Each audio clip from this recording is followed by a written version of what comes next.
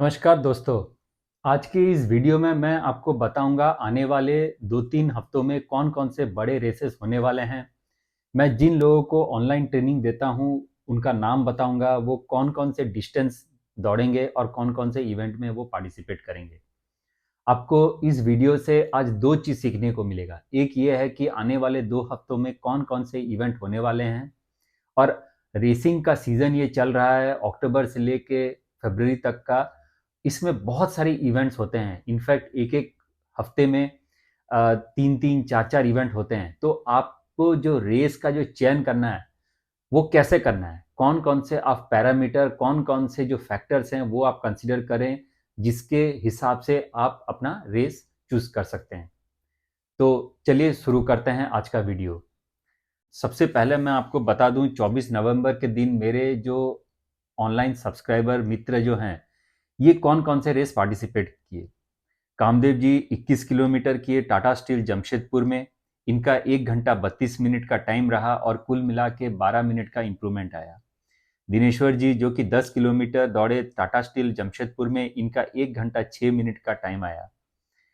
प्रीतम जी 10 kilometre JBG world 10K में दौड़े, 42 minutes 57 seconds में फिनिश किए और इनका कुल मिला के 2.5 मिनट का इम्प्रूवमेंट आया है। जब मैंने इनसे सबसे पहले जुड़ा तो प्रीतम जी मेरे को बोले कि मुझे जेबीजी वर्ल्ड 10K दौड़ना है और मुझे 44 मिनट्स में फिनिश करना है। लेकिन 1.5 महीनों में हमने बहुत अच्छा ट्रेनिंग किया। ये बहुत ही कंसिस्टेंट रनर हैं, बहुत ही अच्छा हार्ड वर्किंग रनर है और इन्होंने इतना अच्छा हार्ड वर्क किया कि इनका जो टाइम आया वो है 42 मिनट्स 57 सेकंड्स और इन्होंने जो 44 मिनट का टाइम उससे भी कम 42 मिनट 37 57 सेकंड्स में इन्होंने ये रेस फिनिश करके बहुत ही अच्छा अपना टाइमिंग अचीव किया। संतोष जी 10 किलोमीटर दौड़े जेबीजी वर्ल्ड 10 किलोमीटर में, इनका टाइम रहा 49 मिनट्स 47 सेकंड्स। प्रमोद प्रमोद तमंग जी 10 किलोमीटर दौड़े इंस्पायरा यूथ रन और इसमें इन्होंने 56 मिनट्स का टाइमिंग अचीव किया। तो ये कुछ एथलीट्स हैं, 7 एथलीट्स हैं जिन्होंने कि 24 नवंबर को ये जितने भी रेसेस इंडिया में होते हैं उसमें इन्होंने पार्टिसिपेट किया। मैं आपको 1 दिसंबर होने वाले जो रेसेस हैं उनका भी जरा नाम बता दूं। ध्यानेश्वर जी 21 किलोमीटर दौड़ेंगे पुणे इंटरनेशनल मैराथन में। राज जी 10 किलोमीटर दौड़ेंगे मल्नाड मैराथन में। रोहित जी 21 किलोमीटर दौड़ेंगे जालंधर मैराथन में। मयूरेश जी 42 किलोमीटर पुणे इंटरनेशनल मैराथन में दौड़ेंगे। कुरैशी जी 10 kilometre iron life freedom Raipur में दौड़ेंगे। Raghav ji 21 kilometre SBI green Lucknow में दौड़ेंगे। Santosh ji 15 kilometre CSC 15K का रेस करेंगे। आरती जी 10 किलोमीटर दौड़ेंगे मेरीन ड्राइव छत्तीसगढ़ में। चंदेश्वर जी दौड़ेंगे 10 किलोमीटर पटना मैराथन में और सुनील जी दौड़ेंगे थंप मैराथन बेंगलुरु में 5x4 रिले टीम में। तो ये जितने भी आप नाम सुने, ये जितने भी आप इवेंट का नाम आपने सुना, ये सारे इवेंट्स अभी 1 दिसंबर को होने वाले हैं और ये जितने भी मेरे सब्सक्राइबर दोस्त हैं ये इन रेसेस में पार्टिसिपेट करेंगे। तो इन इन रेसेस से आपने एक चीज तो समझ लिया होगा कि हर एक वीक बहुत सारे इवेंट्स होते हैं।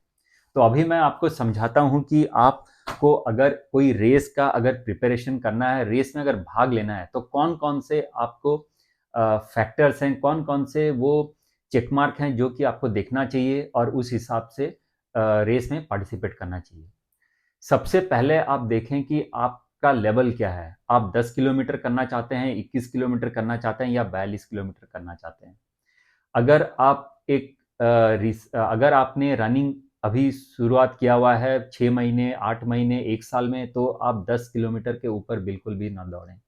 10 किलोमीटर का जो रन वो इसलिए आपको करना है क्योंकि 10 किलोमीटर एक डिस्टेंस है जिसमें कि आपके बॉडी के ऊपर उतना प्रेशर नहीं पड़ता।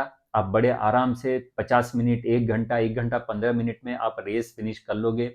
आपका एक अच्छा टाइमिंग सर्टिफिकेट मिलता है, आपको एक मेडल मिलता है, आपको ब्रेकफास्ट भी मिलेगा, टी-शर्ट भी मिलते हैं और सबसे बड़ा चीज़ है कि आपको एक रेस का एक्सपीरियंस मिलता है। तो आप अगर एक बिगिनर रनर्स हैं तो कभी भी आप 21 किलोमीटर डायरेक्टली ना जाएं, 42 किलोमीटर डायरेक्टली ना जाएं। आप सबसे पहले एक 10 किलोमीटर का रेस चूज करें। 10 किलोमीटर का रूट चूज 10 किलोमीटर का रेस चूज करने के बाद जो आपको टाइमिंग सर्टिफिकेट मिलता है, वो टाइमिंग सर्टिफिकेट आप यूज करके आने वाले महीनों में 21 किलोमीटर और 42 किलोमीटर में दौड़ सकते हैं। मुझे ऐसे बहुत सारे कॉल्स आते हैं, मुझे ऐसे बहुत सारे व्हाट्सएप मैसेजेस आते हैं जिसमें कि रनर पूछते हैं कि हम 21 किलोमीटर 42 किलोमीटर करना चाहते हैं। मैं उनको पूछता हूँ आप कितने साल से दौड़ रहे हो, आपने 10 किलोमीटर दौड़ा क्या? तो उनका जवाब होता है ना। तो तो आप दोस्त समझ लें कि आप 21 किलोमीटर 42 किलोमीटर दौड़ने के लिए आपको एक सर्टिफिकेट अटैच करना पड़ता है रजिस्ट्रेशन के समय। तो अगर आपके पास कोई 10 किलोमीटर का सर्टिफिकेट नहीं होगा, कोई टाइमिंग नहीं होगा, कोई इवेंट का नाम नहीं होगा, तो आप 21 किलोमीटर 42 किलोमीटर का रजिस्ट्रेशन कैसे करोगे? तो इसलिए सबसे पहले आप 10 किलोमीटर के फोकस करें।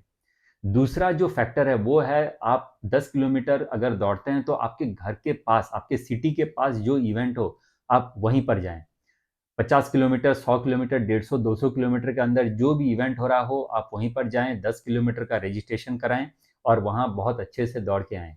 अगर आप दिल्ली में रहते हैं, इसका कोई मतलब नहीं बनता आप गोवा तक आएं और 21 या 10 किलोमीटर दौड़ें। अगर आप राजस्थान में रहते हैं तो कोई मतलब नहीं बनता आप पटना बिहार में आके दौड़ें और 10-21 किलोमीटर का। अगर आप एक एलिट रनर्स हैं, अगर आप एक पोडियम का प्राइज जीतते हैं, अगर आपको पैसे मिलते हैं, तब इसका सेंस बनता है, तब आप कहीं पर भी जाके हर वीक हर हफ्ते आप रन कर सकते हैं। बट अगर आप एक बिगिनर्स लेवल हैं, 1 साल 1.5 साल 6 महीने का एक्सपीरियंस है, तो सबसे पहले आप कोशिश करें 10 किलोमीटर दौड़ने के लिए। और दूसरा है आपके घर के नज़दीक जो इवेंट होता हो, आप वहीं पर दौड़ें। आजकल बहुत सारे इवेंट्स हर एक सिटी में होते हैं। आप यूपी में ले लीजिए, बिहार में ले लीजिए, राजस्थान में ले लीजिए, कहीं पर भी लीजिए। अच्छे अच्छे बड़े बड़े इवेंट्स आजकल होते ही रहते हैं। इससे पहले मैंने एक वीडियो बनाया है दोस्तों, जिसमें कि मैंने ये समझाया है कि आप भारत में होने वाले इवेंट्स का डिटेल्स कहाँ देख सकते हैं। तो आप इस वीडियो को देखें और पता लगाएं कि आपका सिटी में या आपके सिटी के आसपास कोई इवेंट हो रहा है या नहीं है। तीसरा चीज़ है कि जो सबसे बड़ा गलती बहुत मेरे जो रनर सब्सक्राइबर कर रहे हैं, वो हर वीक रन करते हैं, हर वीक इवेंट में पार्टिसिपेट करते हैं। तो देखिए दोस्तों, अगर आप एलीट रनर हैं, पोडियम जीतते हैं, तभी ये सेंस बनता है कि यार आप हर हफ्ते जाएं और रेस करें।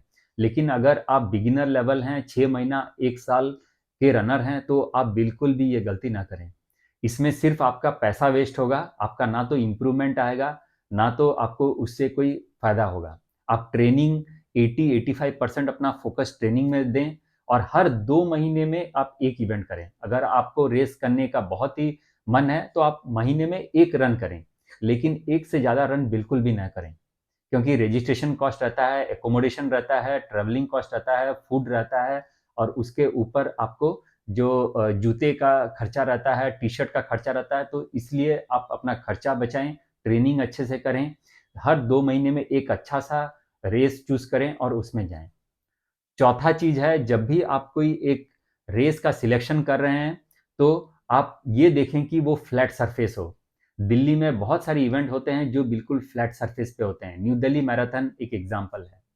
अगर आप ईस्ट में करना चाहते हैं तो आपको बहुत अच्छे अच्छे ग्राउंड्स मिलेंगे जहाँ की बिल्कुल प्लेन सरफेस है, जैसे टाटा स्टील कोलकाता, बिल्कुल ही फ्लैट सरफेस रहते हैं। तो आप हमेशा चूज करें कि ऐसा रेस जिसमें कि अल्टीट्यूड बहुत ही कम हो, बिल्कुल फ्लैट रूट हो, और वहां पर आपका पीबी आने का बहुत ही चांसेस रहता है। पीबी यानी पर्सनल बेस्ट टाइमिंग। देखिए, अगर आप बिगिनर्स लेवल हैं तो आपको सबसे बड़ा जो मोटिवेट करता है वो है आपका टाइमिंग इंप्रूवमेंट। अगर आप पहले ही साल 6 महीने 7 महीने के अंदर आप एक हिल रेस कर रहे हो, उबड़ खाबड़ रास्ते पे दौड़ रहे हो, तो उसमें आपका टाइमिंग इंप्रूव नहीं होगा, आपका वो बेस्ट टाइमिंग नहीं आएगा। तो उस हिसाब से उसका कोई मतलब नहीं बनता। आप बिल्कुल फ्लैट रूट चूज करें, 10 किलोमीटर का जो रूट है उसको चूज करें, घर के सिटी के नज़दीक जो हो उसको सिलेक्ट करें और देखें कि आपका ट्रैवलिंग में एनर्जी बचेगा, आपको बाहर जाने का कहीं ज़रूरत नहीं है, आप बहुत ही अच्छी तरीके से ट्रेनिंग करके बहुत ही अच्छा टाइमिंग अचीव कर सकते हैं। तो इस हिसाब से आप न केवल मोटिवेटेड रहेंगे, बल्कि आपको आगे इम्प्रूवमेंट करने का भी एक बहुत ही आपको अच्छा लगेगा। तो ये 4-5 चीज़ है जो कि आप अपने दिमाग में रखें और रेस का चूज़ करें। पाँचवा जो चीज़ है दोस्तों, वो सबसे इम्पोर्टेंट ये है कि आप जो ट्रेनिंग अपना बहुत ही अच्छी तरीके से करें।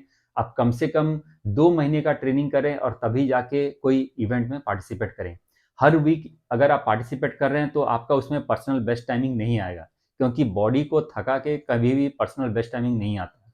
बेस्ट टाइमिंग के लिए आपको एनर्जी रखना है, बॉडी को बिल्कुल फिट रखना है, ट्रेनिंग बहुत अच्छा करना है और तभी जाके अगर आप दौड़ेंगे तो आपका बेस्ट टाइमिंग आएगा। मैं आने वाले दिनों में कुछ अच्छे-अच्छे जो इवेंट्स का नाम बता देता हूँ, आप ताकि उसमें रजिस्टर कर सकें अगर आपको करना है। टाटा मुंबई मैराथन होने वाली है मुंबई में, जो कि एक बहुत बड़ा इवेंट है। टाटा स्टील कोलकाता अगले 2-3 हफ्तों में होने वाले हैं, 15 दिसंबर को कोलकाता में। जयपुर मैराथन एक बहुत अच्छी इवेंट है, उसमें आप कर सकते हैं। दिल्ली में होने वाली है नेवी हाफ मैराथन, उसमें भी आप पार्टिसिपेट कर सकते हैं। न्यू दिल्ली मैराथन जो कि दिल्ली में होने वाली है, वो भी आप पार्टिसिपेट कर सकते हैं। तो ये कुछ इवेंट्स हैं दोस्तों, आप इन इवेंट्स में पार्टिसिपेट करें, इसमें आपका बेस्ट टाइमिंग आने के बहुत चांसेस हैं। मैं उम्मीद करता हूँ दोस्तों आज के इस वीडियो से आपको ये समझ में आया होगा कि अगले 1-2 हफ्ते में कौन-कौन से रेसेस होने वाले हैं।